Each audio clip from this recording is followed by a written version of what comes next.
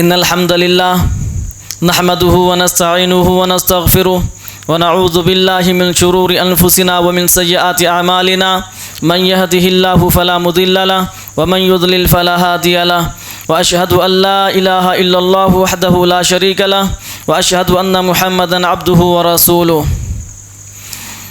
अम्मा बाद फ़अऊज़ु बिल्लाहि मिनश शैतानिर रजीम बिस्मिल्लाहिर रहमानिर रहीम।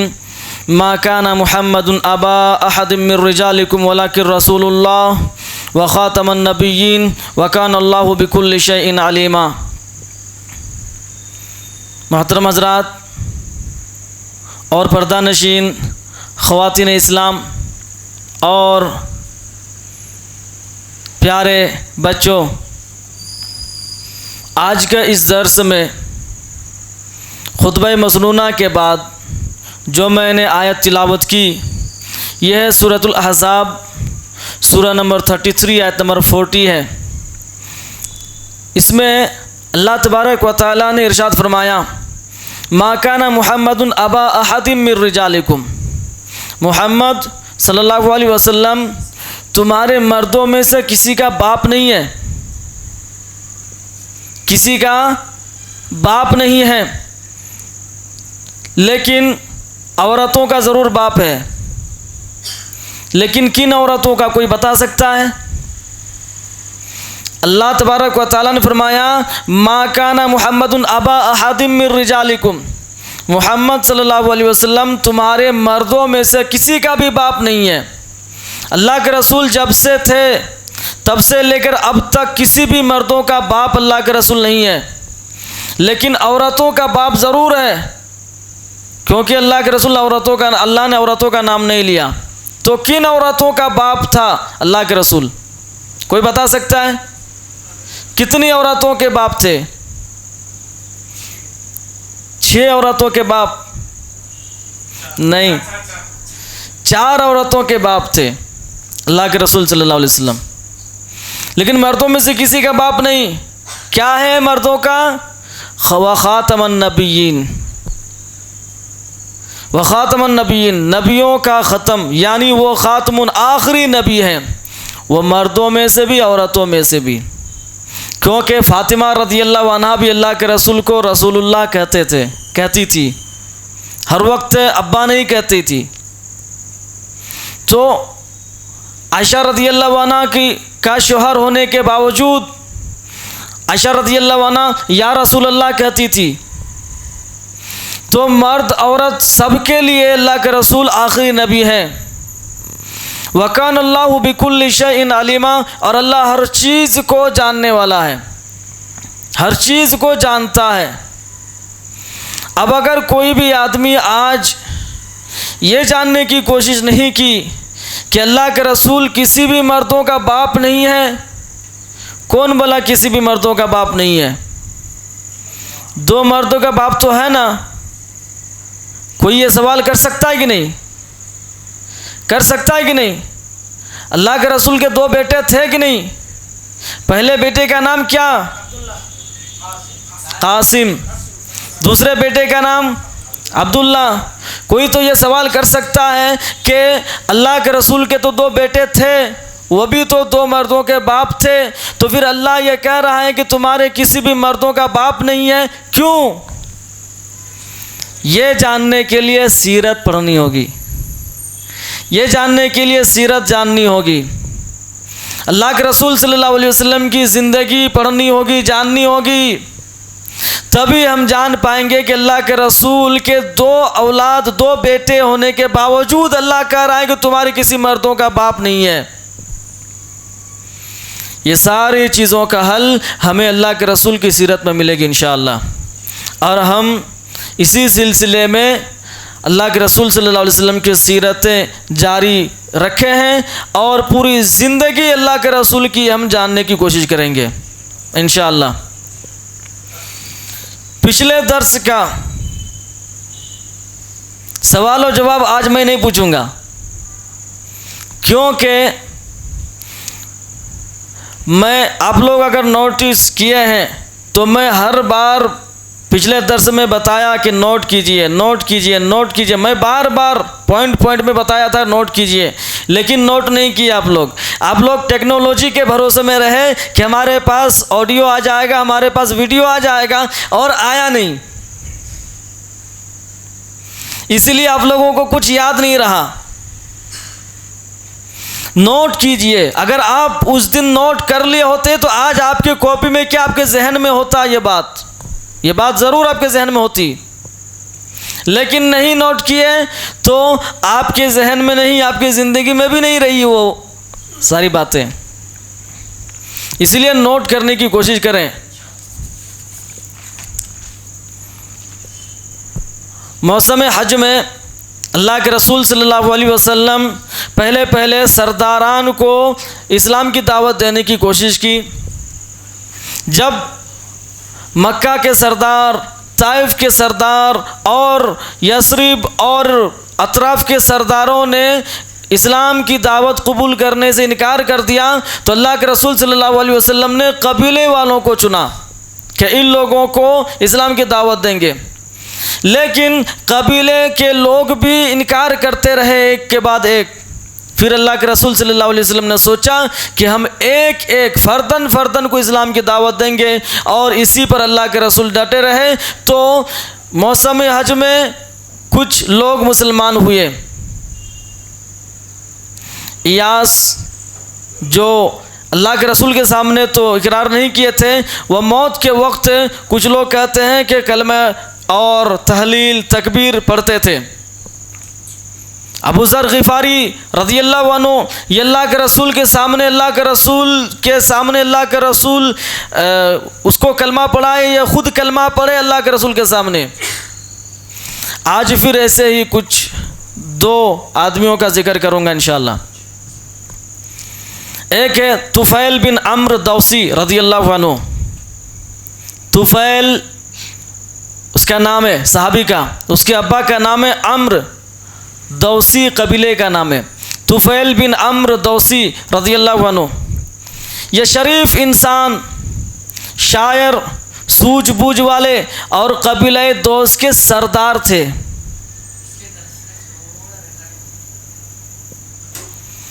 उसी से आप फ़ायदा उठा सकते हैं इंशाअल्लाह। तो तुफ़ैल रज़ियल्लाहु अन्हु शायर थे, बहुत सूझबूझ वाले, गौर व फिक्र करने वाले, सोच विचार करने वाले, और कबीले दौस के सरदार थे वो। उनके कबीले को यमन के आसपास के इलाक़ों में हुकूमत हासिल थी। उनके कबीले को यमन के आसपास के इलाक़ों में हुकूमत हासिल थी, वो हुकूमत करते थे। तुफ़ैल बिन अम्र दौसी रज़ियल्लाहु अन्हु नबूवत के 11वीं साल मक्का तशरीफ़ लाए, यानी 11वीं नबूवत में, नबूवत के 11वीं साल में वह मक्का आए। वहाँ पहुँचने से पहले ही अहले मक्का ने उसका इस्तकबाल किया, क्योंकि ये यमन के बाद साइड इलाक़ों के हाकिम थे, हुक्मरान थे, इसीलिए मक्का वाले उसके इस्तकबाल के लिए आगे बढ़े और निहायत इज़्ज़त व एहतराम से पेश आए। बहुत इज़्ज़त की तुफ़ैल रज़ियल्लाहु अन्हु का, क्योंकि यह सरदार था और इसकी हुकूमत चलती थी। फिर उनसे मक्का के लोगों ने कहा, किनसे? तुफ़ैल रज़ियल्लाहु अन्हु से मक्का के लोगों ने कहा, ऐ तुफ़ैल, आप हमारे शहर में तशरीफ़ लाए हैं। यह शख्स जिसका नाम मोहम्मद है सल्लल्लाहु अलैहि वसल्लम, इसने हम लोगों को सख्त मुश्किल में फंसा रखा है। तुफ़ैल रज़ियल्लाहु अन्हु को कह रहे हैं मक्का के काफिर लोग कि मोहम्मद सल्लल्लाहु अलैहि वसल्लम हम लोगों को सख्त मुश्किल में फंसा रखा है। हमारी जमइयत बिखेर दी है, कुछ लोग उसकी तरफ चले गए, कुछ लोग हमारी तरफ रह गए हैं। तोड़ दिया है हमारी जमात को, हमारी इत्तिहाद को भी तोड़ दिया है। हम लोग जो एक होकर थे उसको भी तोड़ दिया। अब हमारी बात वो नहीं मानते, उसकी बात हम नहीं मानते। उसकी बात जादू का सा असर रखती है। तुफ़ैल रज़ियल्लाहु अन्हु को कहते हैं उसकी बात जादू की तरह असर करती है। कोई भी अगर उसके सामने चला जाता है और मोहम्मद सल्लल्लाहु अलैहि वसल्लम उसको कुछ बताते हैं तो ऐसा लगता है कि मोहम्मद सल्लल्लाहु अलैहि वसल्लम ने उसको जादू कर दिया है। ये तुफ़ैल रज़ियल्लाहु अन्हु को बता रहे हैं। उसकी बात की वजह से बाप बेटे में, मियाँ बीवी में, भाई भाई में झगड़ा हो जाता है। ये कह रहे हैं तुफैल रज़ी अल्लाह अन्हु को मक्का के लोग, हमें डर लगता है कि जिस मुसीबत से हम गुज़र रहे हैं कहीं वो मुसीबत आप पर और आपके कबीले पर ना आ जाए। तुफैल रज़ी अल्लाह अन्हु को कहते हैं कि जिस मुसीबत से हम गुज़र रहे हैं, हम आपको बता रहे हैं कि आप उसके सामने ना जाएं, उसकी बात ना सुने, उससे बातचीत ना करें, कहीं ऐसा ना हो कि उसकी जादू से आप और आपके कबीले बर्बाद हो जाएं। तुफैल रज़ियल्लाहु अन्हु ने कहा, ये लोग मुझे बराबर ऐसे ही डराते रहे, अल्लाह के रसूल के पास मत जाओ, मोहम्मद सल्लल्लाहु अलैहि वसल्लम के पास मत जाओ, उसकी बातें मत सुनो, उससे बातचीत ना करो, मुझे बराबर डराते रहे। मैं भी जोश में आ गया। तो फिर रज़ियल्लाहु अन्हु कहते हैं मैं भी जोश में आ गया और तहिया कर लिया कि मैं न मोहम्मद सल्लल्लाहु अलैहि वसल्लम से कोई चीज़ सुनूंगा, न उससे बात करूंगा, उसके सामने जाऊंगा ही नहीं, न उससे बात करूंगा और न मैं उससे कुछ बातें सुनूंगा। दूसरे दिन जब सुबह हुई तो मस्जिद हराम गया। तो फिर रज़ियल्लाहु अन्हु कहते हैं मैं मस्जिद हराम गया तो कान में रुई ठोंस ली, अल्लाह के रसूल की बात नहीं सुनने के लिए कान में रुई ठोंस ली कि कहीं मोहम्मद सल्लल्लाहु अलैहि वसल्लम की बात मेरे कानों में ना आ जाए। लेकिन अल्लाह का को मंजूर था कि नबी सल्लल्लाहु अलैहि वसल्लम की कोई बात मेरे कान में डाल दे, और मैंने अल्लाह के रसूल की यानी मोहम्मद सल्लल्लाहु अलैहि वसल्लम की बात सुन ली, कुछ चंद बातें सुन ली। मैंने बड़ी अच्छी बात सुनी, अल्लाह के रसूल से मैंने बड़ी अच्छी बात सुनी, रुई कान में है फिर मैंने अपने जी में कहा, अपने नफ्स में, अपने आप से कहा, हाय मुझ पर मेरी माँ आओ भगा, यानी मेरी माँ मुझे घूम पाए, मेरी माँ मुझ पर नोहा करे। वो अफसोस कर रहे हैं, मैं तो अल्लाह की कसम एक सूझबूझ वाला इंसान हूँ, मैं जानता हूँ क्या अच्छा है क्या बुरा है, तो फिर मैं क्यों ना मोहम्मद सल्लल्लाहु अलैहि वसल्लम की बात सुनूं। अगर अच्छी है तो अच्छी बात कबूल कर लूँगा और अगर बुरी है तो रद्द कर दूँगा, मैं तो जानता हूँ क्या अच्छी है और क्या बुरी है। फिर अल्लाह के रसूल सल्लल्लाहु अलैहि वसल्लम मस्जिद हराम से घर की तरफ लौटे तो ये तुफैल रज़ियल्लाहु अन्हु कहते हैं मैं भी अल्लाह के रसूल के पीछे पीछे चला, यहाँ तक कि अल्लाह के रसूल घर के अंदर गए, मैं भी घर के अंदर चला गया और मैं अल्लाह के रसूल सल्लल्लाहु अलैहि वसल्लम से गुफ्तगू शुरू की, बातचीत शुरू किया और अल्लाह के रसूल को मैंने बताया मेरे आने के बारे में, मक्का में आया, क्यों आया, किस लिए आया। लोग मुझे बराबर आपके बारे में डरा रहे थे, आपसे दूर रहने की बातें कर रहे थे और मुझे आपकी बात न सुनने की बातें कर रहे थे, लेकिन फिर भी अल्लाह ने मेरे कान में आपकी बात डाल दी तो मुझे बहुत अच्छी लगी। ये सारी बात बताने के बाद मैंने कहा मोहम्मद सल्लल्लाहु अलैहि वसल्लम से, आप अपनी बात पेश कीजिए, आप जिस बात को लोगों को समझा रहे हैं वो बात मुझे बताइए। नबी सल्लल्लाहु अलैहि वसल्लम ने मुझे इस्लाम के बारे में बताया और कुरान की तिलावत की। अल्लाह गवाह है, तुफैल रज़ियल्लाहु अन्हु कहते हैं अल्लाह गवाह है, मैंने इससे उम्दा कौल और इससे ज़्यादा इंसाफ की बात कभी नहीं सुनी। अल्लाह के रसूल सल्लल्लाहु अलैहि वसल्लम की बात सुनने के बाद कह रहे हैं इससे ज़्यादा उम्दा कौल और इससे इंसाफ वाली बात मैंने कभी नहीं और कहीं नहीं सुनी। मैंने वहीं इस्लाम कबूल कर लिया और हक़ की शहादत दी, वहीं अल्लाह के रसूल के घर में ही इस्लाम कबूल कर लिया और हक़ की शहादत भी दी। शहादत यानी गवाही दिया कि नहीं अल्लाह के रसूल हक़ पर हैं। उसके बाद नबी सल्लल्लाहु अलैहि वसल्लम से अर्ज़ किया कि मेरी कौम में मेरी बात मानी जाती है, क्योंकि वह सरदार थे, मेरी कौम में मेरी बात मानी जाती है, मैं कुछ भी बताता हूँ मेरी कौम मेरी बात मानती है, मैं उन लोगों के पास जाऊँगा और इस्लाम की दावत दूँगा। तो फिर रज़ियल्लाहु अन्हु कहते हैं इसलिए आप अल्लाह से दुआ फरमाएँ कि मुझे कोई निशानी दे, कुछ भी निशानी दे मुझे, आप अल्लाह से दुआ कीजिए। रसूलुल्लाह सल्लल्लाहु अलैहि वसल्लम ने दुआ फरमाया, दुआ कर दी अल्लाह के रसूल सल्लल्लाहु अलैहि वसल्लम ने। जब तुफैल रज़ियल्लाहु अन्हु अपने कौम के करीब पहुँचे, अपने इलाके में जा रहे थे, कौम के करीब पहुँचे तो अल्लाह तबारक व तआला ने उनके चेहरे को चिराग की जैसा रोशन कर दिया था। उसके चेहरे को चिराग के जैसे रोशन कर दिया था। तुफैल रज़ियल्लाहु अन्हु आसमान की तरफ देखे, अल्लाह ये क्या, चेहरे के बजाय कहीं दूसरी जगह दीजिए, कहीं लोग मुझे ये ना कहें कि मक्का से सज़ा लेकर आया है, इसको सज़ा मिली है, चेहरा जला दिया गया है, शायद लोग, मेरी कौम के लोग यही बोलेंगे कि इसको सज़ा मिली है, चेहरे के बजाय कहीं दूसरी जगह ये निशानी दें। तो तुफैल रज़ियल्लाहु अन्हु कहते हैं मेरे हाथ में एक डंडा था, ये चिराग मेरे डंडे में चला गया, यानी डंडा अब रोशन होने लगा। रोशन डंडा जैसे ये बत्ती जलती है लंबा, वैसे ही मेरा डंडा जलने लगा। उसके बाद मैं घर जाकर सबसे पहले मैं अपने वालिद को और अपनी बीवी को इस्लाम की दावत दिया, तो उन दोनों ने इस्लाम कबूल कर लिया।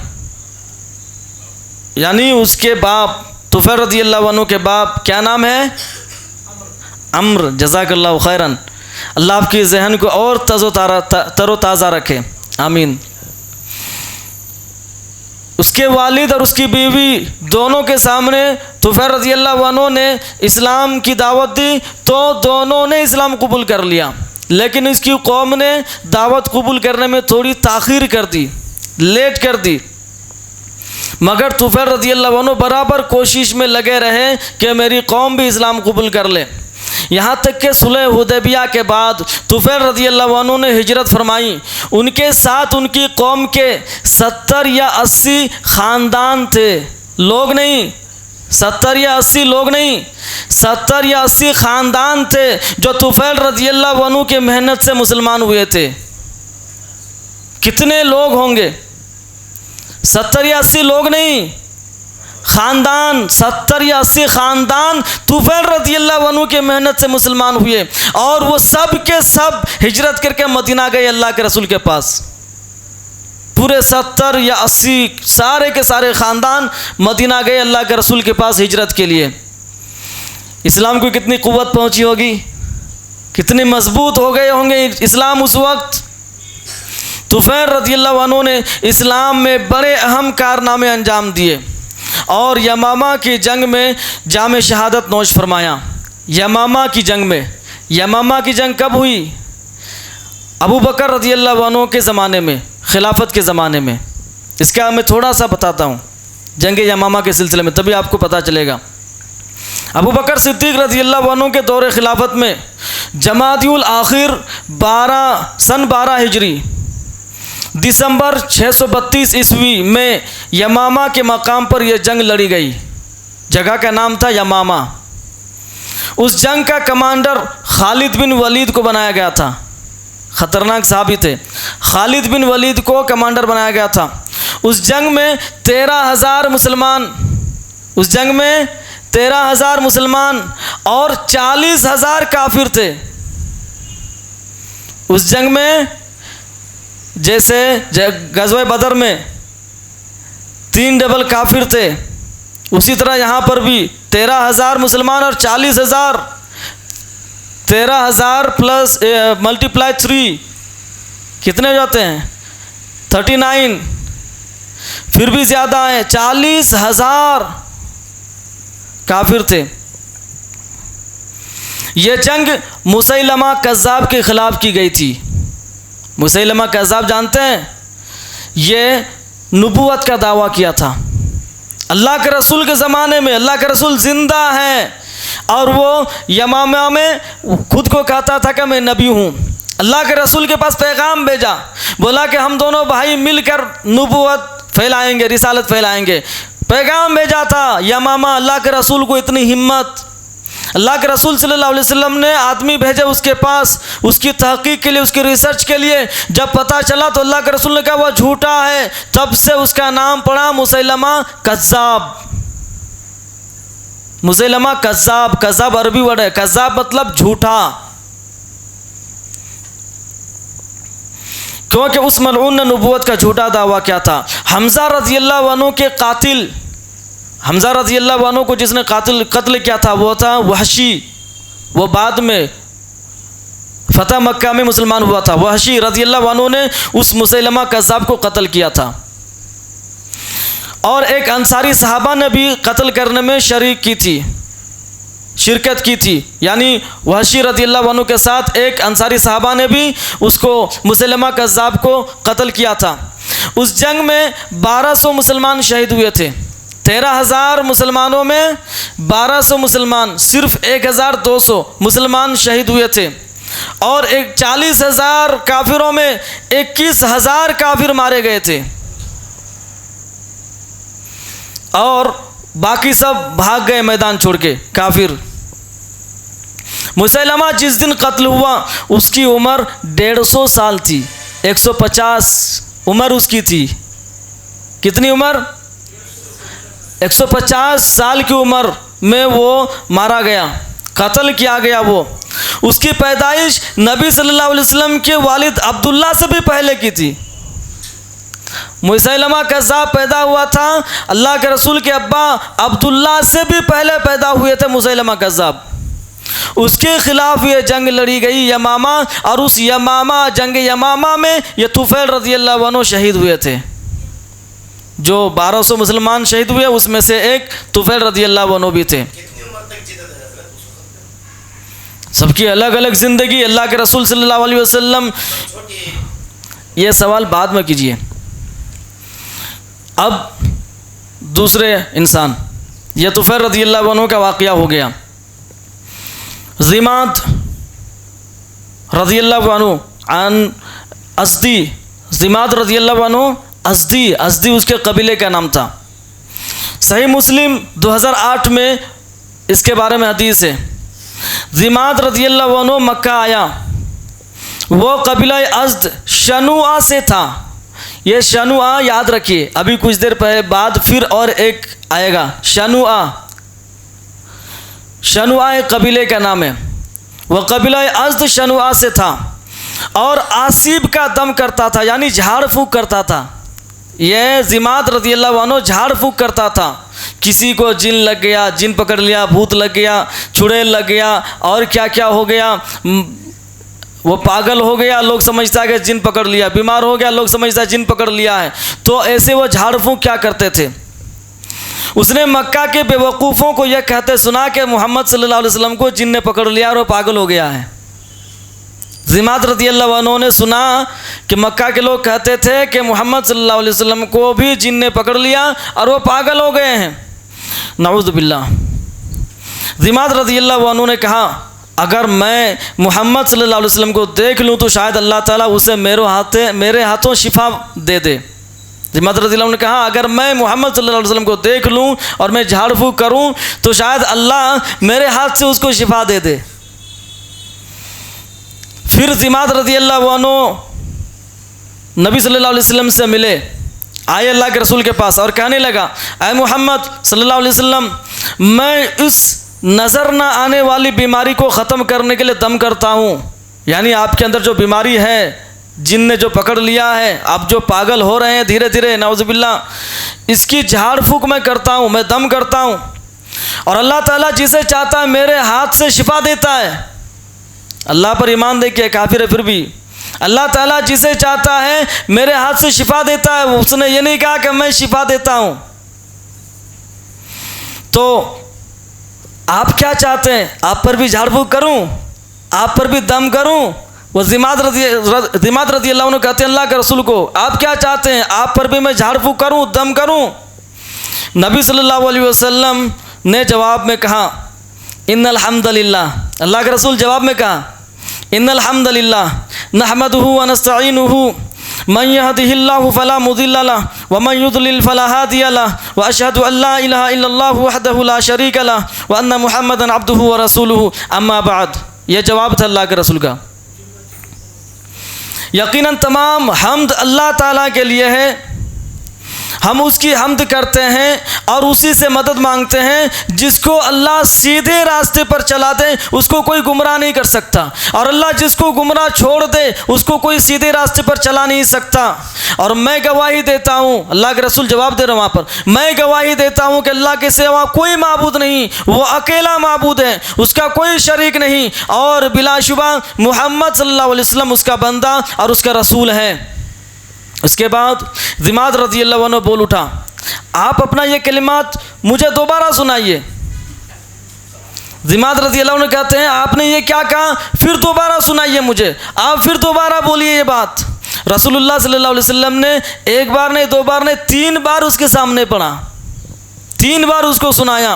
दिमाद रज़ियल्लाहु अन्हु ने कहा मैंने काहिनों के, जादूगरों के और शायरों के सबके बात सुने हैं, सबके कौल सुने हैं, मैंने आपके इन कलिमात जैसा कोई कलमा कभी नहीं सुना, कभी नहीं सुना। ये तो बहरे बलागत के तह तक पहुंच गए हैं, ये बहुत माहिर लगता है, ये बहुत फसी और बलीग, फसाहत और बलागत यानी ग्रामर के हिसाब से बहुत ही अच्छी बात है। और कहने लगा आप हाथ बढ़ाइए, अल्लाह के रसूल को कहते हैं आप हाथ बढ़ाइए, मैं आपके साथ इस्लाम पर बयात करता हूँ। और वो मुसलमान हो गए, दिमाद रज़ियल्लाहु अन्हु उस वक्त मुसलमान हो गए। वो झाड़ फूँक करने आए थे अल्लाह के रसूल को, खुद उसकी झाड़ फूँक हो गई, वो मुसलमान हो गए। अब यस्रिब के 6 सआदतमंद रूह हैं। यस्रिब किसको बोलते थे? मदीना को। मदीने का पुराना नाम था यस्रिब।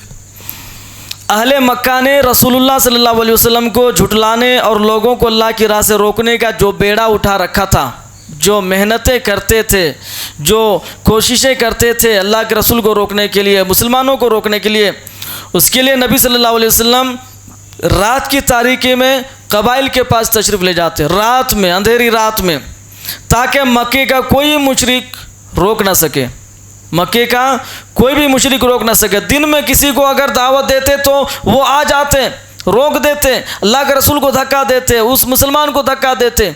लेकिन रात में जब सारे लोग सो जाते तो अल्लाह के रसूल कबीले के पास, एक एक आदमी के पास घूमते अल्लाह के रसूल। अगर किसी की बात सुनाई देते यानी जागा हुआ है, उसके पास चले जाते अल्लाह के रसूल और इस्लाम की दावत देते थे। कहीं पर रोशनी जलती थी, मतलब वहाँ पर लोग अभी बैठे हुए हैं, सोए नहीं हैं, वहाँ चले जाते थे अल्लाह के रसूल। क्या होगा नतीजा? कुछ नहीं, चले जाते थे इस्लाम की दावत देने के लिए। यह थी अल्लाह के रसूल की मेहनत। ज़िलहिज्जा 11 नबूवत, जुलाई 620 ईस्वी।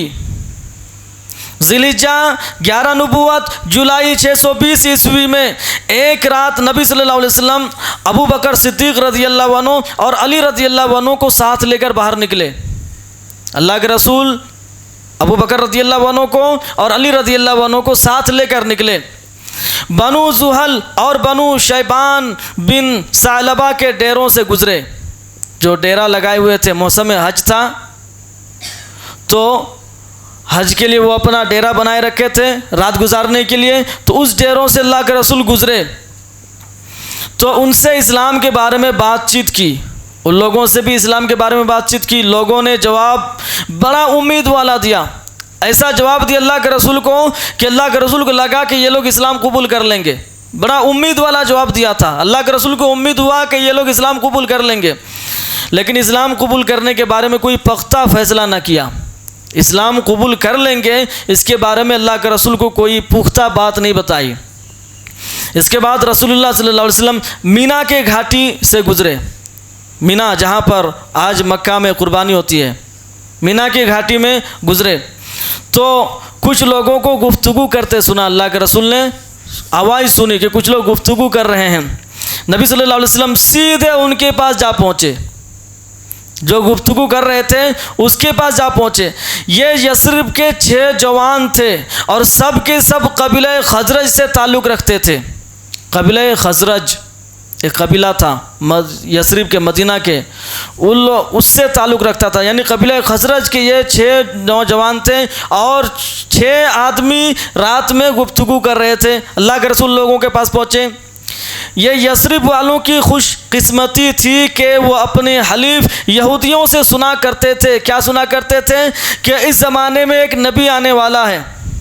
यहूदी कहते थे लोगों को कि इस ज़माने में नबी आने वाला है और बहुत ही जल्द वो नबी आएंगे, उसकी मदद लेकर हम तुम लोगों को कत्ल करेंगे आदे इरम की तरह। इन खजरज वालों को धमकियाँ देते थे यहूदी लोग। खजरज कबीले वालों को धमकियाँ देते थे कि वो लोग समझते थे कि हमारी कबीले में यानी यहूदी के ख़ानदान में ही नबी आएंगे, इसलिए वो कहते थे कि इस ज़माने में एक नबी आने वाले हैं और बहुत जल्द आने वाले हैं, उनकी मदद से हम तुम्हें आद इरम यानी आद अलैहिस्सलाम की कौम को जिस तरह हलाक किया था उनकी तरह हम लोग तुम लोगों को कत्ल करेंगे, बर्बाद कर देंगे। रसूलुल्लाह सल्लल्लाहु अलैहि वसल्लम उन यस्रिब वालों के पास पहुंचकर पूछा कि आप लोग कौन हैं, यानी नए लोग थे यस्रिब के, अल्लाह के रसूल तो कभी गए नहीं थे यस्रिब इससे पहले। उन लोगों ने कहा हम कबीला खजरज से हैं। नबी सल्लल्लाहु अलैहि वसल्लम ने फरमाया यानी यहूदी के हलीफ? उन्होंने कहा हाँ। नबी सल्लल्लाहु अलैहि वसल्लम ने फरमाया क्यों ना आप सब बैठें, कुछ बातचीत हो जाए। तो सब बैठ गए। अल्लाह के रसूल सल्लल्लाहु अलैहि वसल्लम बात शुरू किए। रसूलुल्लाह सल्लल्लाहु अलैहि वसल्लम ने उनके सामने इस्लाम की हकीकत बयान फरमाई, असल में इस्लाम क्या है, क्यों इस्लाम को मानना चाहिए, इस्लाम को नहीं मानने से क्या होता है, इस्लाम को मान लेने से क्या हो जाएगा। ये इस्लाम की हकीकत उन लोगों को बताने लगे। उन लोगों को अल्लाह की तरफ दावत भी दी और कुरान की तिलावत भी फरमाई उन लोगों के सामने। उन लोगों ने आपस में एक दूसरे से कहा, 6 आदमी थे, आपस में एक दूसरे से कहा भाई देखो ये तो वही नबी मालूम होते हैं जो यहूदी हम लोगों को डराते थे कि इनकी मदद लेकर तुम लोगों को आधे इरम की तरह कत्ल कर देंगे। इसलिए अगर यहूदी को पता चल जाए तो कहीं वो तुमसे पहले इस्लाम कबूल ना कर ले और इनकी मदद ना ले ले, इसीलिए अच्छा होगा कि अभी इनसे बयात करके मुसलमान हो जाएं, इस्लाम कबूल कर लें, नहीं तो यहूदी अगर इससे मिल जाएगा तो हम लोगों को कत्ल करेंगे। इसीलिए उन लोगों से पहले हम ही मुसलमान हो जाते हैं ताकि ये नबी हमारी मदद करे, उन यहूदियों की मदद ना करे। उन लोगों ने इसके बाद फ़ौरन नबी सल्लल्लाहु अलैहि वसल्लम की दावत कबूल कर ली और मुसलमान हो गए, फ़ौरन मुसलमान हो गए। 6 के 6 आदमी, ये लोग यस्रिब के अक्लमंद लोगों में से थे। 6 के 6 आदमी बड़े बड़े अक्लमंद आदमी थे। हाल ही में जो जंग गुजर चुकी थी, कौन सी जंग? जंगे बुआस, जिसमें इयास आए थे और कहा था कि अल्लाह की कसम ये मोहम्मद सल्लल्लाहु अलैहि वसल्लम की दावत कबूल कर लो। औस के कबीले के कुछ लोग आए थे इसी खजरज के ख़िलाफ़ लड़ने के लिए, मदद मांगने के लिए कुरैश से, याद नहीं आ रहा? 13,000 लोग नहीं थे। वो उस जंग में, जंग बुआस में उन लोगों को चूर चूर कर दिया था, यानी उस जंग बुआस की वजह से ये लोग अलग अलग तितर बितर हो गए। उन्होंने कहा ए अल्लाह के रसूल, हम अपनी कौम को इस हालत में छोड़कर आए हैं कि किसी और कौम में उनकी जैसी अदावत और दुश्मनी नहीं पाई जाती। यानी अल्लाह के रसूल से कहते हैं कि अल्लाह के रसूल, हमने खजरज कौम को ऐसे हालत में छोड़कर आए हैं कि खजरज कौम खुद एक दूसरे से दुश्मनी में पड़े हुए हैं, शायद ही कोई दूसरी कौम ऐसी दुश्मनी में पड़ा हुआ हो। हम ऐसे हालत में अपने कौम को छोड़कर आए हैं। उम्मीद है कि अल्लाह ताला आपके ज़रिए उन्हें एक कर देगा, यानी अगर वो लोग भी इस्लाम कबूल कर लेंगे तो आपके ज़रिए से वो एक हो जाएगा, यानी सब अगर मुसलमान हो जाएंगे तो अब दुश्मनी किसी से भी नहीं। हम लोग वहाँ जाकर उन लोगों को आपकी मकसद की तरफ बुलाएंगे, उन लोगों को आपके मकसद की तरफ बुलाएंगे, यानी आपका मकसद है इस्लाम फैलाना, इस्लाम की दावत कबूल करना ताकि सारे लोग फलाह पा जाए दुनिया में भी आखिरत में भी। तो आपके मकसद की तरफ हम अपने इलाके में जाकर उन लोगों को आपके मकसद की बात बताएंगे और ये दीन जो हमने ख़ुद कबूल कर लिया है उन पर भी पेश करेंगे, उनको भी बताएंगे ये दीन ताकि वो भी इस्लाम कबूल कर लें। जब ये लोग यस्रिब वापस हुए, ये 6 नौजवान यस्रिब गए तो अपने साथ इस्लाम का पैगाम भी ले गए, इस्लाम की दावत भी ले गए, यानी वहाँ के लोगों को अब इस्लाम की दावत देने लगे और वहाँ घर घर में रसूलुल्लाह सल्लल्लाहु अलैहि वसल्लम का चर्चा फैल गया। मदीने के यस्रिब के घर घर में अल्लाह के रसूल की बात फैल गई। ये था उन 6 नौजवानों का वाक़या। मैं यहाँ एक बात पूछता हूँ, कोई भी अगर अल्लाह के रसूल के हाथ में बयात करके मुसलमान होता था या किसी सहाबा के हाथों मुसलमान होते थे तो सब ने ये क्यों नहीं कहा कि चलो हम मुसलमान हो गए हैं, नमाज़ पढ़ेंगे, रोज़ा रखेंगे, ज़कात देंगे और आराम से रहेंगे। सबने ये क्यों कोशिश की कि इस्लाम फैलाएंगे। अगर वो लोग ऐसा करते कि हम मुसलमान हो गए बस काफ़ी है, नमाज पढ़ेंगे, रोज़ा रखेंगे, ज़कात देंगे और आराम से रहेंगे, तो आज हम लोगों के पास इस्लाम नहीं पहुंचता। इसीलिए अगर आप अपने अगले नस्ल तक इस्लाम पहुंचाना चाहते हैं तो खुद नमाज पढ़कर, रोज़ा रखकर आराम से मत रहिए, दूसरों तक इस्लाम पहुंचाओ। अपने बच्चों को बताओ इस्लाम के बारे में, अपने घर की औरतों को भी इस्लाम के बारे में बताओ। आपके अगर बच्चों के बच्चे हैं या बच्चियों के बच्चे हैं तो उन लोगों को भी बताओ इस्लाम के बारे में। अगर नहीं बताते हैं तो यह इस्लाम आपके घर में आप तक ही, उसके बाद आपके बच्चे और आपके बच्चों के बच्चे और जो नस्लें आएंगे उन तक इस्लाम नहीं पहुंच पाएंगे। वो ऐसे ही गंवार, जाहिल और बेदीन होकर मरेंगे। इसीलिए अगर आप चाहते हैं कि हम जैसे मुसलमान हैं ऐसे मुसलमान हमारे अगले नस्लों में भी आए, तो आपको दावत करनी होगी, तबलीग करनी होगी।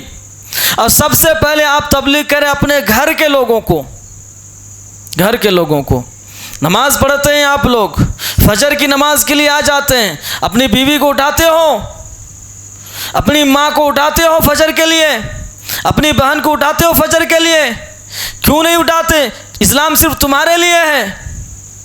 इस्लाम आगे पहुंचाने की कोशिश करो, सिर्फ तुम तक बाकी मत रखो, आगे पहुंचाओ। तुम्हारे सामने जो भी आए तुम उसको कुछ ना कुछ इस्लाम की बातें बताओ। इंशाअल्लाह हम लोग करेंगे। इसके बाद अल्लाह के रसूल सल्लल्लाहु अलैहि वसल्लम की तीसरी शादी, पहली शादी हुई थी खदीजा रज़ियल्लाहु अन्हा से, दूसरी शादी हुई सौदा रज़ियल्लाहु अन्हा से, अब तीसरी शादी हो रही है। शव्वाल 11 नबूवत में, शव्वाल के महीने में 11 नबूवत में रसूलुल्लाह सल्लल्लाहु अलैहि वसल्लम ने आयशा रज़ियल्लाहु अन्हा से निकाह किया। किससे निकाह किया? आयशा रज़ियल्लाहु अन्हा से निकाह किया, जो अल्लाह के रसूल की छोटी प्यारी बीवी। अल्लाह के रसूल सबसे ज़्यादा मोहब्बत आयशा रज़ियल्लाहु अन्हा अपनी बीवियों में से करते थे। उस वक्त आयशा रज़ियल्लाहु अन्हा की उम्र 6 बरस थी निकाह के वक्त। आप ज़रा तसव्वुर करो, आपकी बहन या आपकी बेटी की उम्र अगर 6 बरस है तो कितने नादान है, बचपना है अभी भी। इसी बात को लोग फैलाते हैं कि फलां फलां क्या क्या ना जाने अल्लाह के रसूल को बोलते हैं, नाउज़ुबिल्लाह। सारी जवाब आएंगे इंशाअल्लाह। फिर 3 साल बाद, 6 साल की उम्र में शादी हुई, फिर 3 साल बाद हिजरत के 7-8 महीने बाद, शव्वाल ही के महीने में, 3 साल बाद हिजरत के 7-8 महीने बाद शव्वाल ही के महीने में मदीने के अंदर उनकी रुखसती हुई। अगर 3 साल के बाद रुखसती हुई तो 6 साल में शादी हुई, तो रुखसती कितने साल में? 9 साल में आयशा रज़ियल्लाहु अन्हा अल्लाह के रसूल के पास। इससे पहले अपने मायके में थी, अब अल्लाह के रसूल के साथ। उस वक्त आयशा रज़ियल्लाहु अन्हा की उम्र 9 बरस थी। बुखारी हदीस नंबर 3894 में आयशा रज़ियल्लाहु अन्हा खुद बयान करती है कि नबी करीम सल्लल्लाहु अलैहि वसल्लम से मेरा निकाह जब हुआ, आयशा रज़ियल्लाहु अन्हा खुद कहती है। इसमें नोटिस कीजिए, मैं इसके बाद बताऊंगा इस हदीस को बयान करने के बाद। नबी करीम सल्लल्लाहु अलैहि वसल्लम से जब आयशा रज़ियल्लाहु अन्हा कहती है मेरा निकाह हुआ तो मेरी उम्र 6 साल की थी। फिर हम मदीना हिजरत करके आए 3 साल बाद, और बनी हारिस बिन खजरज के यहाँ क़याम किए। वो खजरज जो मुसलमान हुए थे उनके कौम में रही, बनी हारिस बिन खजरज के यहाँ क़याम किया। यहाँ आकर मुझे बुखार चढ़ा, इतने बुखार चढ़े, इतने बुखार चढ़े कि आयशा रज़ियल्लाहु अन्हा के सर के बाल झड़ने लगे। इतने बुखार, तेज़ बुखार, इतने दिनों तक बुखार थी कि आयशा रज़ियल्लाहु अन्हा के सर के बाल झड़ने लगे। फिर जब बुखार ठीक हुआ, धीरे धीरे तंदुरुस्त हुआ, तो मोंढों तक बाल आ गया। मोंढा इसको बोलते हैं, मोंढों तक बाल आ गए, यानी अब अच्छे से बाल निकल गए। फिर एक दिन मेरी वालिदा उम्मे रूमान कौन? अबू बकर रज़ियल्लाहु अन्हु की बीवी यानी आयशा रज़ियल्लाहु अन्हा की माँ। अबू बकर रज़ियल्लाहु अन्हा की माँ का क्या नाम था? अबू बकर रज़ियल्लाहु अन्हा की माँ का क्या नाम था? उम्मुल खैर। उम्मुल खैर अबू बकर रज़ियल्लाहु अन्हु की माँ का नाम, और उनकी बीवी का नाम उम्मे रूमान, यह भी मुसलमान थी रज़ियल्लाहु अन्हा। तो आयशा रज़ियल्लाहु अन्हा कहती है कि फिर एक दिन मेरी वालिदा उम्मे रूमान रज़ियल्लाहु अन्हा आई। उस वक्त मैं अपनी चंद सहेलियों के साथ झूला झूल रही थी, मदीने में झूला झूल रही थी कुछ सहेलियों के साथ।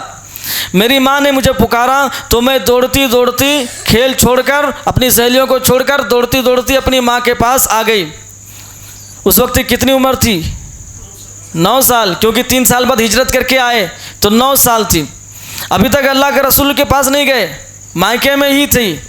मुझे कुछ मालूम नहीं था कि मेरे साथ उनका क्या इरादा है, यानी उनकी माँ क्यों बुलाई और क्या करने वाली है। आयशा रज़ियल्लाहु अन्हा कहती है मुझे कुछ नहीं मालूम कि मेरी माँ मुझे क्यों बुलाई। आखिर मेरी माँ ने मेरा हाथ पकड़कर घर के दरवाजे के पास खड़ा कर दिया और मेरा सांस फूला जा रहा था, दौड़कर आने की वजह से खेल रही थी और दौड़ते दौड़ते आई तो इसलिए मेरा सांस फूल रहा था। थोड़ी देर बाद जब मुझे कुछ सुकून हुआ तो मेरी माँ ने थोड़ा सा पानी लेकर मेरे मुंह और सर पर फेरा, यानी मुंह धोया, सिर को भी धोया, बाल ठीक किए। फिर घर के अंदर मुझे ले गई। वहाँ अंसार की चंद औरतें मौजूद थी, उस घर के अंदर अंसार की कुछ औरतें मौजूद थी। उन्होंने मुझे देखकर दुआ दी। उन औरतों ने आयशा रज़ियल्लाहु अन्हा को देखकर दुआ दी। क्या दुआ? खैर व बरकत लेकर आई हो और अच्छा नसीब लेकर आई हो। आयशा रज़ियल्लाहु अन्हा को दुआ दे रही है, क्या? खैर व बरकत लेकर आई हो और अच्छा नसीब लेकर आई हो। क्यों? क्योंकि अल्लाह के रसूल की जो बीवी बनने वाली है। मेरी माँ ने मुझे उनके हवाले कर दिया, यानी उन औरतों के हवाले। मैं उन औरतों के पास चली गई। उन्होंने मेरी आराइश की, मेरे सिर के बाल कंघी कर दिए, मुझे अच्छे कपड़े पहनाए, मुझे अच्छे से सजाया। उसके बाद दिन चढ़े, जब दिन चढ़ा, थोड़ा उजाला हुआ तो रसूलुल्लाह सल्लल्लाहु अलैहि वसल्लम आए उस घर में, और उन औरतों ने मुझे नबी सल्लल्लाहु अलैहि वसल्लम के पास छोड़कर सब निकल गए। और मेरी उम्र उस वक्त 9 साल थी। मैं पूछता हूँ, अब और भी हदीस है सिलसिले में, इस हदीस पर मैं पूछता हूँ, आपकी बेटी से पूछो, अगर आपकी बेटी की उम्र 25 साल 30 साल है, आपकी बहन की उम्र 25 साल 30 साल है, आपकी बीवी की उम्र 25-30 या कितनी भी उम्र है, आप पूछो कि उसके 9 साल जब थी वो, उस वक्त उसकी कुछ वाक़या बताओ। बता पाएंगी? बता पाएंगी? आपकी बीवी, मैं ऐसे बोल रहा हूँ, मैं ये नहीं बोल रहा हूँ कि आप पूछो, आपको देख रहा हूँ, मतलब आप में हम सोचे कि मैं आपको बोल रहा हूँ। आपकी बीवी से आप पूछिए कि वो 9 साल की उम्र में कुछ ऐसी बात बताएं जो वो करती थी या उसके साथ कोई वाक़या हुआ हो। बता सकती है? आयशा रज़ियल्लाहु अन्हा बता रही है। कब? अल्लाह के रसूल की वफ़ात के बाद। कितनी ज़हीन थी, मतलब वो बचपन नहीं थी, बचपना नहीं थी, बस उम्र छोटी थी इसलिए सहेलियों के साथ खेल रही थी, लेकिन वो बालिग हो चुकी थी।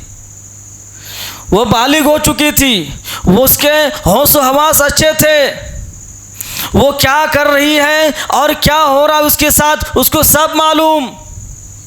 इसीलिए तो आयशा रज़ियल्लाहु अन्हा ने अपने 9 साल की उम्र में जो कुछ हुआ उसको याद है। आप अपनी बीवी से पूछ के देखो, 9 साल की उम्र में कोई भी 1 साल, 9 साल की उम्र में 12 महीने होते हैं, 360 365 दिन होते हैं, एक दिन भी कुछ वाक़या बता के देखो, सुनो, नहीं बता पाएंगे। लेकिन आयशा रज़ियल्लाहु अन्हा बता रही है, क्या क्या हुआ उसके साथ सब कुछ बता रही है। मतलब वो बालिग हो चुकी थी। आज के जो औरतें अल्लाह के रसूल पर इल्ज़ाम लगाने वाली हैं, ये फालतू में इल्ज़ाम लगा रही है। आयशा रज़ी अल्लाह अन्हा उस वक्त बालिग हो चुकी थी, उस वक्त वो जवान हो चुकी थी, उसको सब कुछ याद है। आज की औरतों को याद नहीं है, तो उस वक्त वो बालिग नहीं हुई थी, उस वक्त वो जवान नहीं हुई थी। अब जवान औरतों से ही तो शादी की जाती है। बचपन यानी जो औरत बालिग नहीं होती है, जवान नहीं होती है, ऐसी औरतों से शादी नहीं की जाती है। जब औरतें जवान हो जाती है तो उससे शादी होती है। तो आयशा रज़ी अल्लाह अन्हा बालिग हो गई थी, जवानी उसकी शुरू हो चुकी थी। दूसरी हदीस देखिए, बुखारी हदीस नंबर 5125। आयशा रज़ी अल्लाह अन्हा कहती है इसमें भी, मुझसे रसूलुल्लाह सल्लल्लाहु अलैहि वसल्लम ने फरमाया, क्या फरमाया कि ऐ आयशा, निकाह से पहले मैंने तुम्हें ख्वाब में देखा था। आयशा रज़ी अल्लाह अन्हा कहती हैं कि अल्लाह के रसूल सल्लल्लाहु अलैहि वसल्लम ने मुझे फरमाया कि आयशा, निकाह से पहले मैंने तुम्हें ख्वाब में देखा था।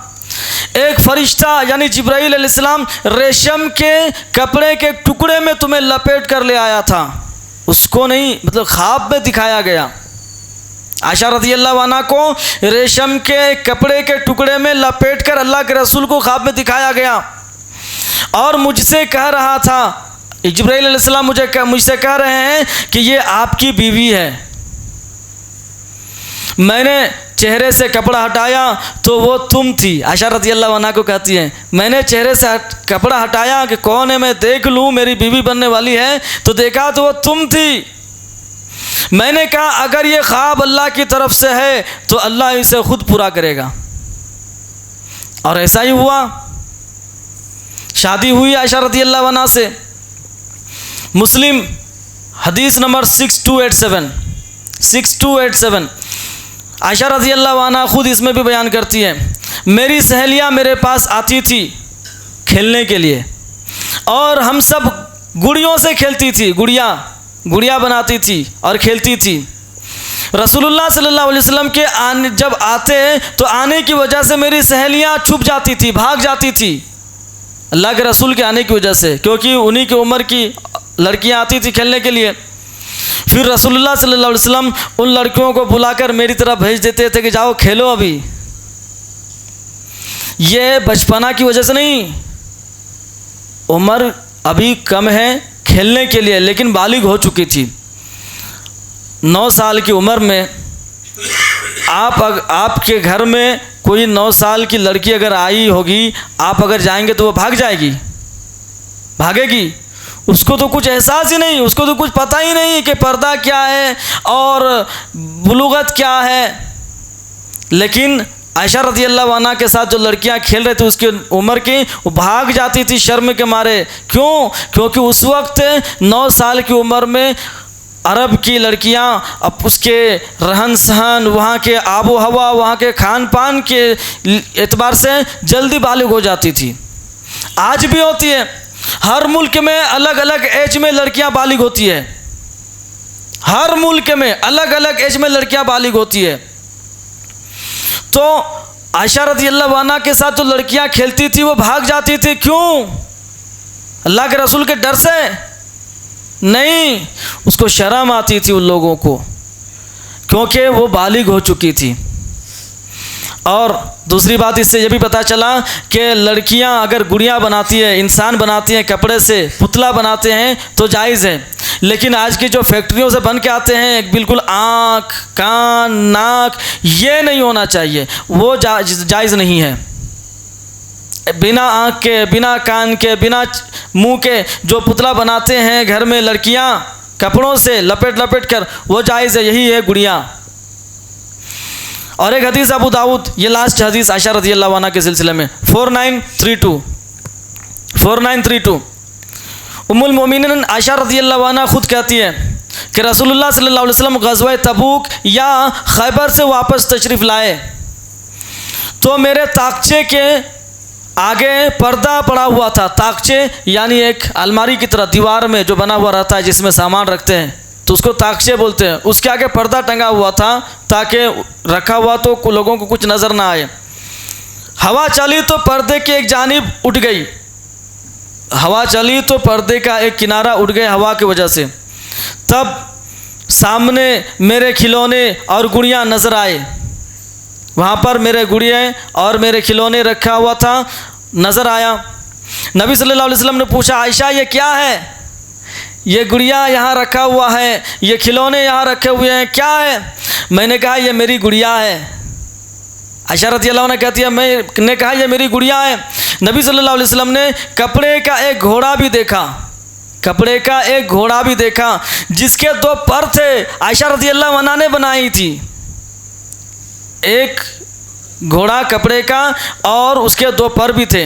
नबी सल्लल्लाहु अलैहि वसल्लम ने पूछा इनके दरमियान में ये क्या देख रहा हूँ मैं, यानी घोड़े के बारे में कह रहे हैं। आयशा रज़ियल्लाहु अन्हा कहती है मैंने कहा ये घोड़ा है। नबी सल्लल्लाहु अलैहि वसल्लम ने पूछा और उसके ऊपर क्या है? बोला ये पर हैं, घोड़े के 2 पर हैं। नबी सल्लल्लाहु अलैहि वसल्लम ने कहा क्या घोड़े के भी पर होते हैं? घोड़े के पर होते हैं? आयशा रज़ियल्लाहु अन्हा जवाब देती है, देखिए 9 साल की उम्र, बालिग नहीं हुई थी, कौन बताया? जवाब देता है आयशा रज़ियल्लाहु, सुनिए।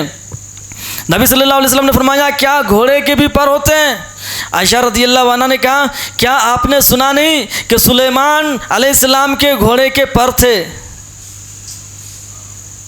सुलेमान अलैहिस्सलाम के घोड़े के पर थे। इस बात पर रसूलुल्लाह सल्लल्लाहु अलैहि वसल्लम इस कदर हंसे और इतने हंसे, आयशा रज़ियल्लाहु अन्हा कहती हैं कि हंसते हुए मैंने अल्लाह के रसूल के दांत देखे, अंदर के दांतों को भी मैंने देख लिया। अल्लाह के रसूल इतने हंस रहे थे मेरी बात सुनकर। तो आयशा रज़ियल्लाहु अन्हा अगर बालिग नहीं हुई होती, 9 साल की उम्र में जवान नहीं होती, तो इतने ज़हानत वाली जवाब कैसे देती? आज की लड़कियों से पूछ के देखो 9 साल की उम्र की लड़कियों को क्या जवाब देगी? नहीं दे पाएगी। ये थी आयशा रज़ियल्लाहु अन्हा जिसके बारे में लोग नबी सल्लल्लाहु अलैहि वसल्लम को गलत ठहराते हैं, नाउज़ुबिल्लाह। इसके बाद का वाक़या है इसरा और मेराज। अब मेराज का वाक़या, आगे बढ़ूँ, आगे बढ़ूँ। दूसरा उन्वान की इसी को ख़त्म करेंगे इंशाल्लाह। चलिए मैं आगे बढ़ता हूँ। इसरा और मेराज का वाक़या। नबी सल्लल्लाहु अलैहि वसल्लम की दावत व तबलीग अभी कामयाबी और जुल्म सितम के दरमियानी मरहले से गुज़र रही थी। अल्लाह के रसूल जो दावत व तबलीग कर रहे थे ये कामयाबी दरमियानी मरहले से गुज़र रही थी कि यानी अब कामयाब होने वाले हैं, कामयाबी अब फैल रही थी कि इसरा और मेराज का वाक़या पेश आया। इसरा और मेराज दोनों अलग अलग हैं, मैं बताता हूँ बाद में इंशाल्लाह। ये मेराज कब वाक़ हुई उसमें इख्तिलाफ है, और सबसे ज़्यादा जो लोगों के अंदर राइज हैं वो 27 रजब। इख्तिलाफ बहुत है लेकिन लोगों के अंदर जो राइज है वो 27 रजब। लेकिन 27 रजब कौन से साल में? 27 रजब में तो मेराज हुई, तो कौन से साल में? अल्लाह के रसूल क्या जब नबी बने उस वक्त, या हिजरत के बाद, या हिजरत से पहले किस साल में हुई थी? अगर आप इसके बारे में जानेंगे तो आपको पता चल जाएगा कि 27 रजब में अल्लाह के रसूल मेराज नहीं की। मेराज जो 27 रजब बता रहे हैं वो है 10 नबूवत 27 रजब। सबको मालूम है कि मेराज से पहले ही आयशा खदीजा रज़ियल्लाहु अन्हा की वफ़ात हुई थी कि नहीं? मेराज से पहले यानी नमाज फ़र्ज़ होने से पहले, 5 वक्त की नमाज मेराज में तो हुई थी, तो नमाज फ़र्ज़ होने से पहले ही खदीजा रज़ियल्लाहु अन्हा की वफ़ात हुई थी। और खदीजा रज़ियल्लाहु अन्हा की वफ़ात कब हुई थी? 10 नबूवत रमज़ान में। और ये लोग कहते हैं 10 नबूवत रजब के महीने में मेराज हुई, यानी खदीजा रज़ियल्लाहु अन्हा की मौत से पहले मेराज हो गई। मतलब 27 रजब गलत है। 27 रजब में अल्लाह के रसूल मेराज नहीं किए। वो रजब के 27वीं तारीख को जो मेराज के नाम पर मनाते हैं यह बिल्कुल गलत है। इसमें कोई भी ऑथेंटिक दलील नहीं दे सकता है, कोई भी बिल्कुल दलील के साथ बात नहीं कर सकता है कि किस तारीख में अल्लाह के रसूल ने मेराज किया, नहीं बता सकता है कोई भी। इसलिए आज मैं भी डेट के पीछे नहीं पड़ूंगा, क्योंकि कोई भी नहीं बता पाया है कि किस डेट में अल्लाह के रसूल ने मेराज किया है। बस 27 रजब को पढ़े हुए थे, इसलिए मैंने 27 रजब का क्लियर कर दिया। मगर सूरह इसरा के हिसाब से बनी इस्राइल, उसको सूरह इसरा भी कहते हैं, उसके हिसाब से अंदाज़ा होता है कि ये वाक़या यानी मेराज का वाक़या मक्की ज़िंदगी के बिल्कुल आखिरी दौर का है, यानी हिजरत से पहले पहले का है। अल्लाह ताला का इरशाद है सूरतुल इसरा, सूरह बनी इस्राइल, सूरह नंबर 17 आयत नंबर 1 में, सुबहानल्लज़ी अस्रा बिअब्दिही लैला मिनल मस्जिदिल हराम इलल मस्जिदिल अक़सा। अल्लाह तबारक व तआला कहते हैं पाक है वो अल्लाह ताला जिसने अपने बंदे को रातों रात मस्जिद हराम से मस्जिद अक़सा तक सैर कराई, ले गया। मस्जिद हराम से मस्जिद अक़सा तक रातों रात ले गया। अल्लज़ी बारकना हौलहू, जिसके आसपास हमने बरकत दे रखी है, उस मस्जिद अक़सा के आसपास हमने बरकत दे रखी है। लिनुरियहु मिन आयातिना, इसलिए कि हम उसे अपनी कुदरत के बाद निशानियाँ दिखाएं, इसलिए सैर कराएं अल्लाह के रसूल को कि हम अपनी कुदरत के बाद निशानियाँ उनको दिखाएं। इसीलिए अल्लाह के रसूल सल्लल्लाहु अलैहि वसल्लम को इसरा और मेराज कराया गया। इन्नहु हुवा समीउल बसीर, बेशक वो खूब सुनने वाला और जानने वाला है। इसके बाद देखिए, आइए अब इसरा और मेराज का वाक़या तफसील से जानते हैं और जानने की कोशिश करते हैं। अनस बिन मालिक रज़ियल्लाहु अन्हु बयान करते हैं कि वही नाजिल होने से भी पहले का वाक़या है, यानी नबी बनने से पहले का भी वाक़या है कि एक रात नबी सल्लल्लाहु अलैहि वसल्लम 2 आदमियों के दरमियान में सो रहे थे मस्जिद हराम में। और 2 आदमी कौन कौन थे? एक हमज़ा रज़ियल्लाहु अन्हु और एक जाफ़र बिन अबी तालिब रज़ियल्लाहु अन्हु। ये 2 आदमी, दोनों के बीच में अल्लाह के रसूल सो रहे थे। उस वक्त 3 फरिश्ते आए। एक फरिश्ते ने पूछा वो कौन है जिनको ले जाने का हुक्म हुआ है? तीनों में से कौन है जिनको ले जाने का हुक्म हुआ है? दूसरे फरिश्ते ने कहा वो दरमियान वाले हैं, वही सबसे बेहतर है, वही सबसे बेहतर दिख रहा है, वही सबसे बेहतर है, वो दरमियान वाले के बारे में हुक्म हुआ ले जाने के लिए। तीसरे फरिश्ते ने कहा कि फिर जो सबसे बेहतर है उन्हें साथ ले चलो। उस रात सिर्फ इतना ही होकर रह गया, अल्लाह के रसूल की मेराज नहीं हुई, इतना ही होकर रह गया। फिर नबी सल्लल्लाहु अलैहि वसल्लम ने उन्हें नहीं देखा, यानी उन फरिश्तों को और नहीं देखा। मालिक बिन सासा रज़ियल्लाहु अन्हु बयान करते हैं इस मेराज के सिलसिले में कि अल्लाह के नबी सल्लल्लाहु अलैहि वसल्लम ने इसरा और मेराज की रात का वाक़या सहाबाओं से बयान करते हुए इरशाद फरमाया कि मेरे घर की छत खोल दी गई, मेरे घर से छत हट गया, खोल दिया गया मतलब हट गया। उस वक्त मैं मक्का में था, अल्लाह के रसूल कहते हैं मैं मक्का में था। फिर जिब्राईल अलैहिस्सलाम मेरे घर में उतरे और उन्होंने मुझे हतीम में लिटाकर मेरे सीने को पेट के आखिरी हिस्से तक चाक किया। मुझे हतीम में लिटाया। हतीम किसको बोलते हैं? जो काबा के बाजू में एक जगह है, खाली जगह, जिसमें लोग नमाज भी नहीं पढ़ते हैं, वहाँ पर तवाफ भी नहीं करते हैं, वो खाली जगह पड़ा हुआ है, उसको कहते हैं हतीम, उसको हिज्र भी कहते हैं। तो वहाँ पर मुझे लिटा कर मेरा सीना, यहाँ अल्लाह के रसूल ने उंगली दिखा था, ये गड्ढा यहाँ से लेकर नाभ तक, पेट के आखिरी हिस्से तक चीरा, चाक किया। फिर उसे जमजम के पानी से धोया, पूरे सीने को अंदर से, एक बार तो दिल निकाल के धोया, पूरे सीने के अंदर को धोया जमजम के पानी से। फिर एक सोने का तश्त का मतलब थाली, प्लेट, बर्तन। फिर एक सोने का तश्त लाए जो हिकमत और ईमान से भरा हुआ था, उस तश्त में हिकमत और ईमान था, भरा हुआ था। उसको मेरे सीने में रख दिया और फिर सीने को जोड़ दिया। अल्लाह के रसूल सल्लल्लाहु अलैहि वसल्लम कहते हैं फिर मेरे सीने को जोड़ दिया। उसके बाद मेरे पास एक सफ़ेद सवारी लाई गई, सफ़ेद सवारी लाई गई, खच्चर से छोटी और गधी से बड़ी, खच्चर से छोटी और गधे से बड़ी, यानी बीच का, यानी बुराक। उस सवारी का नाम था बुराक। बुराक का लगाम लगाया हुआ था पहले से और जीन भी कसा हुआ था। जीन यानी जिस पर बैठते हैं,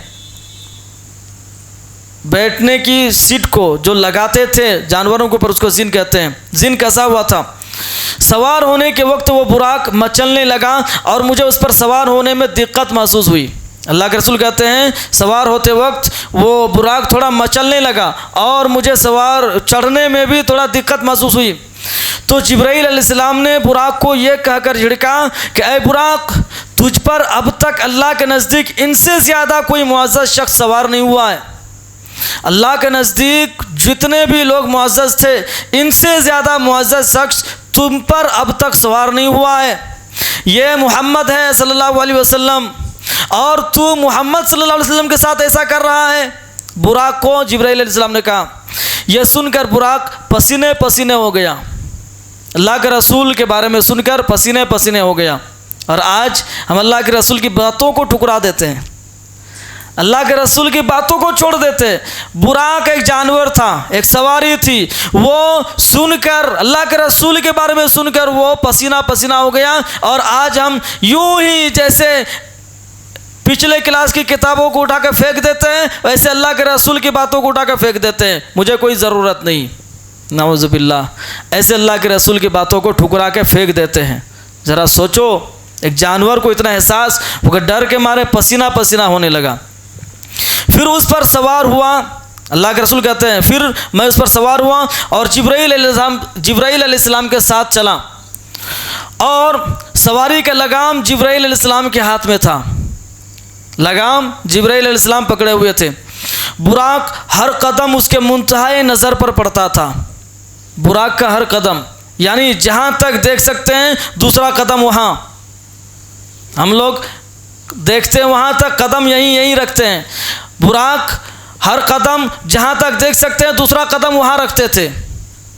इतने तेज़ और रफ्तार, चीते की रफ्तार देखें, अगर जब चीता बहुत फास्ट दौड़ता है तो लगता है कि चीते की पैर ज़मीन में सट नहीं रही है, देखें।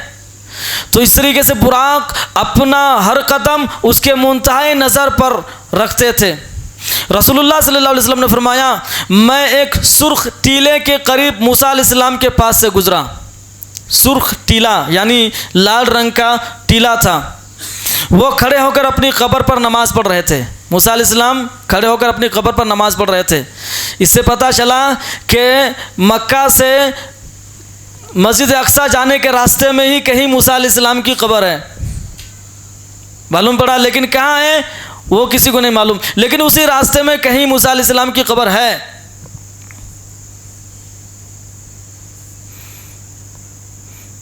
सफ़र तय करके बैतुल मक़दिस पहुंचा, फ़िलिस्तीन बैतुल मक़दिस पहुंचा। मस्जिद के दरवाजे के हल्के में जिब्राइल अलैहिस्सलाम ने बुराक को बांध दिया। हल्का बोलते हैं यानी मस्जिद के दरवाजे में एक छेद था, उसमें बांध दिया। मस्जिद के दरवाजे पर उस हल्के से बांधा जिसमें पहले अंबिया अपनी सवारियों को बांधा करते थे। पहले अंबिया उस अपनी सवारियों को भी वहीं पर बांधते थे, जैसे हो गया ईसा अलैहिस्सलाम, मूसा अलैहिस्सलाम, जितने भी अंबिया वहाँ पर थे वो अपनी सवारियों को वहीं पर बांधते थे। जिब्राइल अलैहिस्सलाम ने भी बुराक को वहीं बांधा। फिर वहाँ तमाम नबियाँ और रसूलों को जमा कर दिया गया था। जितने भी नबी और जितने भी रसूल दुनिया में आए थे सबको मस्जिद बैतुल मस्जिद में, मस्जिद अक्सा में जमा कर दिया। नबी सल्लल्लाहु अलैहि वसल्लम ने उनकी इमामत फरमाई और सारे के सारे अंबिया और रसूल सब ने नबी सल्लल्लाहु अलैहि वसल्लम के पीछे खड़े होकर नमाज़ पढ़े। सब ने रसूलुल्लाह सल्लल्लाहु अलैहि वसल्लम की इक्तिदा में नमाज़ पढ़ी। इतने बड़े बड़े अंबिया सब अल्लाह के रसूल को इमाम मान लिए, माने कि नहीं माने? अल्लाह के रसूल के पीछे नमाज़ पढ़ लिए सब। और आज हम अल्लाह के रसूल को छोड़कर किस किस को इमाम बनाते फिर रहे हैं? जिसको इमाम बनाते हैं क्या वो ईसा अलैहिस्सलाम से ज़्यादा मुअज़्ज़ज़ हो गए? जो ईसा अलैहिस्सलाम ने भी अल्लाह के रसूल को इमाम माना। ज़करिया अलैहिस्सलाम, यहया अलैहिस्सलाम, सुलेमान अलैहिस्सलाम, दाऊद अलैहिस्सलाम, जितने भी नबी आए थे सब ने नबी सल्लल्लाहु अलैहि वसल्लम को उस दिन इमाम माना था। अब क्या हो गया? आज के लोग इससे भी मुअज़्ज़ज़ के अल्लाह के रसूल को छोड़कर उन लोगों को इमाम बनाने लगे। ये हमारे इमाम। इमाम का मतलब ये नहीं कि मस्जिद में नमाज पढ़ा रहे हैं तो वो इमाम। इमाम मतलब उसकी बातों को फॉलो करने वाला। जैसे अबू हनीफा, इमाम शाफी, इमाम मालिक और इमाम अहमद बिन हम्बल, इन लोगों को दूसरे लोगों ने इमाम बना रखा है कि ये जो भी बोलेंगे हम वही बात मानेंगे। तो अल्लाह के रसूल क्यों आए थे दुनिया में? क्यों आए थे दुनिया में? सारे नबियों ने अल्लाह के रसूल को इमाम मान लिया और ये कुछ लोग अल्लाह के रसूल को इमाम मानने के लिए तैयार नहीं है। अल्लाह के रसूल को जब तक इमाम नहीं मानोगे तब तक तुम कामयाब नहीं हो सकोगे, कभी भी कामयाब नहीं हो सकते। नबी सल्लल्लाहु अलैहि वसल्लम ने फरमाया, फिर जिब्राईल अलैहिस्सलाम ने मेरा हाथ पकड़ा और मुझे आसमान की तरफ ले चले। और आगे बढ़ूं क्योंकि यह इसरा हो गया, अब यहाँ से मेराज का वाक़या शुरू हो रहा है। अब यहाँ से अगली बार करेंगे इंशाअल्लाह। मस्जिद अक्सा तक जो कुछ भी हुआ इसका नाम है इसरा। अब इसके बाद जो वाक़या होने वाला है इसका नाम है मेराज। इसीलिए अल्लाह तबारक व तआला ने फरमाया, सुबहानल्लज़ी असरा बिअब्दिही लैला मिनल मस्जिदिल हराम इलल मस्जिदिल अक्सा, पाक है वो ज़ात जिसने अपने बंदे को रातों रात मस्जिद हराम से मस्जिद अक्सा तक ले गए। तो इसका नाम है इसरा। अब जो होने वाला है इसका नाम है मेराज। अल्लाह तबारक व तआला ने रसूलुल्लाह सल्लल्लाहु अलैहि वसल्लम को इमामुल अंबिया, इमाम बनी आदम बनाकर भेजा है। सारे अंबियाओं ने तो इमाम मान लिया, लेकिन अब बनी आदम इमाम मानने के लिए तैयार नहीं है। बनी आदम को यानी आदम अलैहिस्सलाम की औलादों को यानी हम लोगों को अब बारी है कि अल्लाह के रसूल को इमाम माने। अब हम लोग अल्लाह के रसूल को ही इमाम मानकर ज़िंदगी गुजारेंगे इंशाअल्लाह। अल्लाह तबारक व तआला से दुआ है कि अल्लाह तो हमें कुरान और हदीस पर सही तरीके से ज़िंदगी गुजारने की तौफीक दे और रसूलुल्लाह सल्लल्लाहु अलैहि वसल्लम की पूरी सीरत जानकर उनकी तरह हमें ज़िंदगी गुजारने की तौफीक दे। अल्लाहुम्मा सल्लि अला मुहम्मद व अला आलि मुहम्मद कमा सल्लैता अला इब्राहीम व अला आलि इब्राहीम इन्नका हमीदुम मजीद। अल्लाहुम्मा बारिक अला मुहम्मद व अला आलि मुहम्मद कमा बारकता अला इब्राहीम व अला आलि इब्राहीम इन्नका हमीदुम मजीद। अस्सलामु अलैकुम व रहमतुल्लाहि व बरकातुहू।